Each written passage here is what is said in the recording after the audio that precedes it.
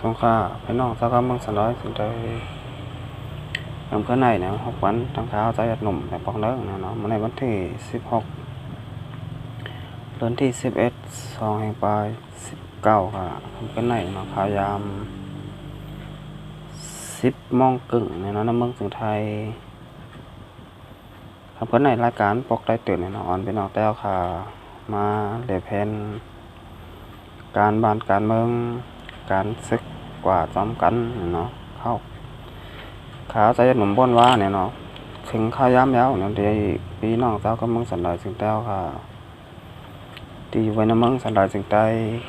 แลอยู่ไว้น้ำมึงจึงไทยอยู่ไว้กูวานกูเมืองตีอันพี่น้องเจ้าก็มึงสันดอยจึงแต้วค่ะโหลไรมาห่มมือกันเนี่ยนะครับเพราะอะไร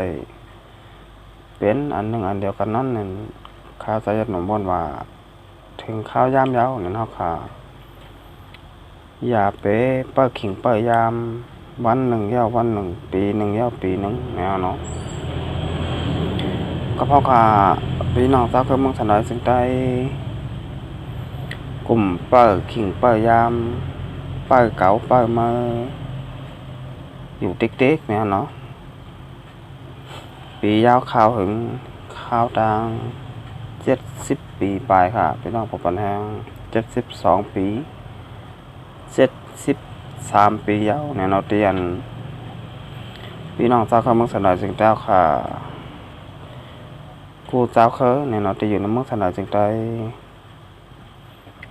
ไล่ตกอยู่ในอาณาจักรของศึกลงปองจึงมานเขาเนี่ยเนาะ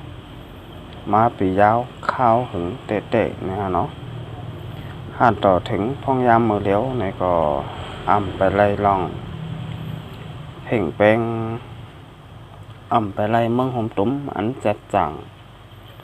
เมืองหมตุ้มจัดจังพัตเล่เนี่ยเนาะเตไลมีล่องตัดทางขอแหล่มีส่วนใดทางขอเนี่ยเนาะเมื่อหนังพ่องยามมือเลี้ยวไหนเนี่ยเตไลหันมาข้าวตาง70 ปีปลายเนี่ยเนาะ72 ปี73 ปีมาในเนี่ยเตไลหันว่าพี่น้องเจ้าก็เมืองสันดอยจึงแต้วค่ะกูเจ้าเคยไล่ถูกขี่เน็กเต็กแดงมาอยู่กูมือกูวันห่านต่อถึงมันเหมือเลี้ยวเนี่ยนะครับค่ะพี่น้องเจ้าก็เมืองสันดอยจึงได้ก็ไปไล่ลองตัดทางขอแหละมีลองส่วนใดส่วนเปลี่ยนทางขอไปมีสังเสเจอเสลองเสแมวเนี่ยเนาะก็นั่นได้ในข้าวใจหนุ่มก็เอารายการปกได้ตื่นเนี่ยเนาะก็ใครมาปกพี่น้องเจ้าก็เมืองสันดอยจึงแต้วค่ะให้ป้ออะไรต้องโตแล้วก็ต้องตื่นการบ้านการเมืองกันกูคนบายอยู่ตีเหลือเนี่ยเนาะสองว่าเป็นพี่น้องเจ้าก็เมืองสันดอยจึงได้ข้าจะหนุ่มบ่นมาเฮาคาโดไลหูป่องตาแรงโลไลคึดตันเจ้าเคยป่นเนี่ยเนาะเฮาคาอย่าไปอยู่ที่เก่าอย่าไปอยู่เย็นเนี่ยเนาะอยู่ไว้ในมือผูกแขนเสร็จแล้วตึกนอนรับพันดีขี้เงาเนี่ยเนาะก็นั่นได้เนี่ยสองเฮาขาเตะอยู่เมื่อนั่งเมื่อก่อนป้นมาต่อถึงพ่องย้ำเมื่อเดียวไหนเนี่ยมันไปแคมดับเนี่ยเนาะก็บ่ก็พูดกันอยู่เนี่ยว่ามึงสันดอยจึงแต้วขานั้นเนี่ยพี่น้องกูเจ้าเคยก็ตึกตกพวกอยู่ไว้แต่อาณาจักรของศึกลงปองจึงมานเขาอยู่เนี่ยกำลังได้เฮาค่ะพี่น้องเจ้าเคยมึงสันดอยจึงใต้เกาหลีเนี่ยกูเจ้าเคยโดดไล่ออนกันเนี่ยเนาะเห็นหูการบ้านการเมืองการศึกกันน้ำเนี่ยเนาะให้ป้อไล่เปลี่ยนมาก้นนั้นแก้แขนลงแหลนลองการบ้านการเมืองการศึกเนี่ยเนาะก็นั่นได้เนี่ยสองเฮาค่ะอ่อนกันมาเห็นหูการบ้านการเมืองการศึกกันน้ำเนี่ยก็จะเป็นร่องลี้เนาะตาพี่น้องเจ้าก็มองสันดอยจึงแต้วค่ะเตะเนี่ยเนาะ อันเขาใจจะหนุ่มออกมาลัดในก็เนี่ยมันเป็นบาสนาเนี่ยเนาะเป็นบาสนาใครมาปกพี่น้องจากกับเมืองสันดาจึงแต่ขาครับเพราะอะไรต้องโตต้องตื่นลองการบ้านการเมืองการศึกเนี่ยนอมจะว่าขาวใจหนุ่มแก่หนาแค้นหนาก้มใจเนี่ยเนาะก็ว่าป้าวาสนาเนี่ยเนาะลองการบ้านการเมืองการศึกเสร็จแล้วเนี่ยก็ไขมาย้อนปกพี่น้องจากกับเมืองสันดาจึงแต่ขาครับเพราะอะไรต้องโตและต้องตื่นเนี่ยเนาะหูปองตาแรงโดยขึ้นตั้งหลังเนี่ยเนาะว่าเมืองสันดาจึงแต่ขานั้นเนี่ยแคมดับปีอยู่ค่ามีลองเพ่งเป้งทั้งขอลองแทบตัดทั้งขอแลส่วนใดทั้งขออยู่เนี่ยเนาะมีสั่งเสียเมียวค่ะพี่น้องผู้ปนแห้งสั่งว่ามีลองเพ่งเป้งลองแทบตัดทั้งขอเนี่ยเนาะลองเพ่งเป้งในเฮาขาพี่น้องจักก็เมืองสันดาจึงแต่ขาในก็เตไรปลายมาเหตุการณ์อยู่ในเมืองจึงไทยเตไรปลายก็อยู่กูบ้านยอกกูเมืองเนี่ยเนาะมือหนังพ้องย่ามมือเหลียวเนี่ยเนาะอันนี้ก็เป็นนั้นใจเล็กเขาขมเตะเนี่ยเนาะเพราะมาโดยพี่น้องเจ้าก็เมืองสันดาจึงแต่ขาพ้องย่ามมือเหลียวเนี่ยเนาะที่อันมาอยู่ไว้ในเมืองจึงไทยก็มีไว้ตั้งน้ำเนี่ยเนาะอยู่ไว้ตีในเมืองสันดาจึงไทยก็มีไว้ส่วนหนึ่งเนี่ยเนาะก็อยู่ไว้กูบ้านกูเมืองก็มีตั้งน้ำเนี่ยเนาะกำเนิดขามาโดยลองอันตึกหักเจอจัดเลยวันเมืองแด่เจอเคอเจ้าเก่าอยู่นั้นเนี่ยพ้องยามมือเดียวเนี่ยแต่ละหันมาพี่น้องแต้วค่ะเตียนอยู่ไว้ในคุณเอาเวงเจอไหนเนี่ยเนาะเตียนตึกหักเจอจัดเลยวันเมืองหักเจอเคอตัวเจ้าเก่าอยู่นั้นเนี่ยก็เตมีกำพองเนี่ยเนาะเตียนหักเจอเคอตัวเจ้าเก่าย่อก็เตมีเหมือนกันเนี่ยก็ว่าอยู่ไว้ในคูนเวงอยู่จำไว้เหตุการณ์จอมดุมจอมหังเป็นไหนก็มีเนี่ยเนาะเช่นไหนก็เหตุการณ์จอมเนี่ยเนาะลงปองจึงมานเขาเนี่ยเนาะก็เต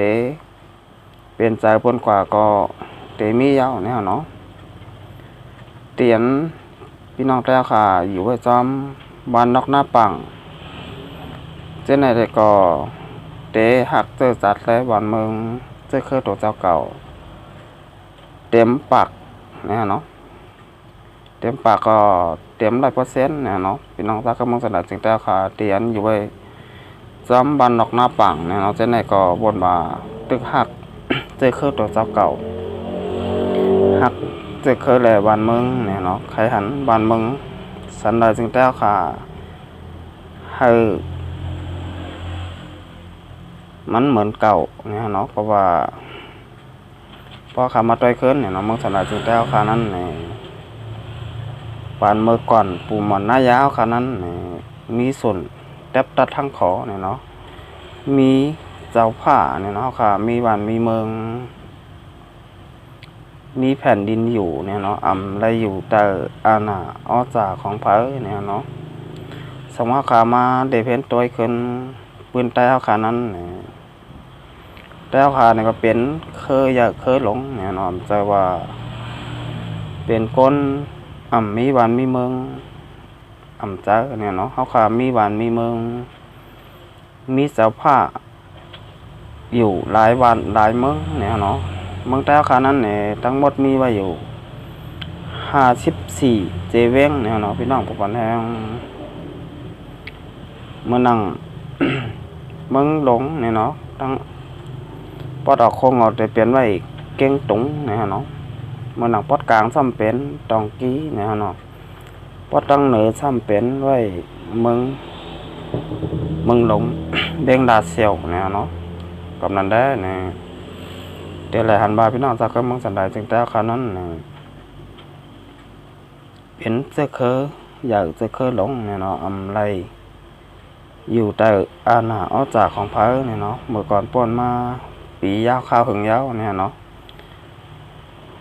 เฮ็ดสังแล้วพี่น้องเจ้าก็มึงสนายจึงแต่คาช่ำกว่า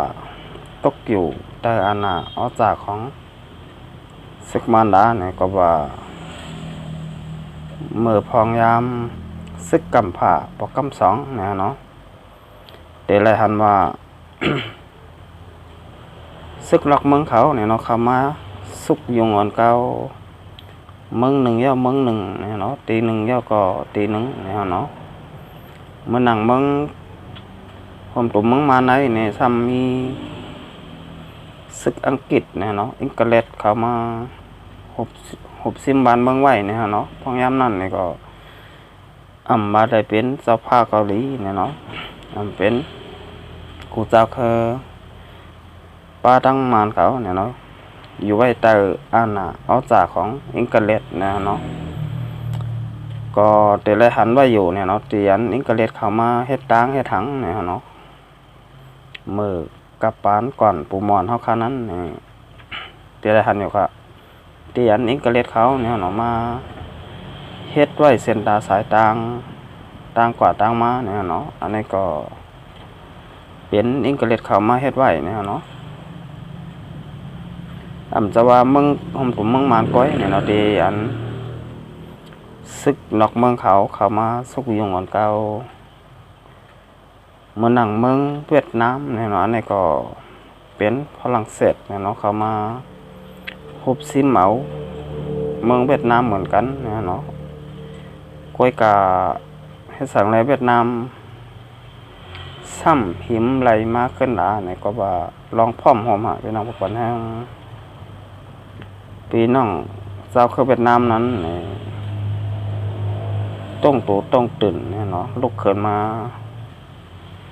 ต่อสู้เอาขึ้นบ้านเมืองเนี่ยเนาะต่อถึงพอไหลมาเมืองห่มตุ้มเมืองอันดอดแล้วก้อนขอเนี่ยเนาะเสร็จแล้วดึบลำซึกฝรั่งเศสเนี่ยเนาะออกมือขึ้นบ้านเมืองเขาเนี่ยเนาะหันต่อถึงพองย้ำมือเหลวเนี่ยเนาะในก็มันหนังความคนทาวาไว้นั่นนะเนาะเฮ็ดสั่งเฮ็ดเต้เฮ็ดเจ้าเจได้กินนะเนาะเมื่อหนังไม่นั่นค่ะสั่งว่ามันมาร่วมกันน้ำนี่เปิ้นแต่ฮักก็ฮักกำไรเนี่ยเนาะสั่งว่าร่วมกันนั่นเนี่ยมีอย่างเดียวก้อย2-3 อันก้อยนี่ก็เปิ้นแต่ฮักอะไรง่ายๆเนี่ยเนาะมันก็เป็นเอ็นเป็นแห้งเนี่ยเนาะกำนันได้เนี่ยสังว่าพี่น้องเจ้าก็เมืองสันดาจึงเต้าค่ะตีอยู่ไว้กูบ้านกูเมืองอยู่ในเมืองสันดาจึงใต้เกาหลีเนาะอยู่ไว้ในเมืองจึงไทยเกาหลีเนี่ยอ่อนกันมาพร้อมพร้อมกันเป็นอันหนึ่งอันเดียวกันได้นั้นเนี่ยจะเป็นลองหลีเต้ๆเนี่ยเนาะครับคำขึ้นในก็รายการพวกได้ตื่นเนี่ยก็แต่ย้อนดูไว้ก่อนเนี่ยเนาะต้องไปมา